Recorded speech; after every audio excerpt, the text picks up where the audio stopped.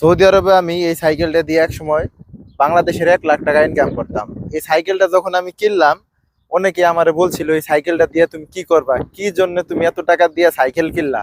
অথচ আমি 1 মাসে ইনকাম করছি। এই সাইকেলটা আমি যত যত রিয়াল দিয়ে কিনছি, 1 মাসে আমি 3 ডাবল ইনকাম করছি। তো মানুষের কথায় কান্না দিয়া জীবনে যা কিছুই করতে চান করবেন, সমস্যা নাই। আমি অতীতেও মানুষের কথা শুনি নাই, বর্তমানেও শুনি না, আর ভবিষ্যতেও মনে হয় না শুনবো। কারণ আমার যেটা মনে চাই আমি ওইটাই করি। এটা আমার কেনার জন্য আমার উপকার হয়েছে। আমি এক সময় 170 রিয়াল দিয়ে একটা সাইকেল কিনছিলাম, ওইটা দিয়ে আমি বাইরে কাজ করতাম। ঠিক আছে। তো ওই সাইকেলটা দিয়ে যখন আমি কাজ করতেছি, আমার কাজের সংখ্যা তখন আরো বাড়তে থাকলো, যা আমি ওই পেডেল দিয়া চালাইয়া চালাইয়া কাজে যাইতে আমার খুব কষ্ট হইতো। যার কারণে আমি এই সাইকেলটা নিলাম এবং আমার কাজের জায়গাগুলো আমি আরো বাড়াইলাম।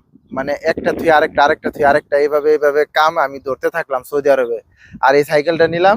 আর বর্তমানে এই সাইকেল দিয়া যদিও আমার ওই আগের কাজগুলা নাই, তবে আমি এটার টাকা আমি ঠিকই তুলে হালাইছি। আবার মনে করলেন আমার সাইকেলটা রয়ে গেছে। এখনো যদি আমি সাইকেলটা বিক্রি করতে চাই, আমি মনে হয় যে এটা যত দিয়ে কিনছি তার অর্ধেক টাকা হইলেও আমি বিক্রি করতে পারবো। তাহলে আমার টাকা ইনকাম হয়েছে, আমার আবার সাইকেলটাও থাইকে গেছে। ঠিক আছে।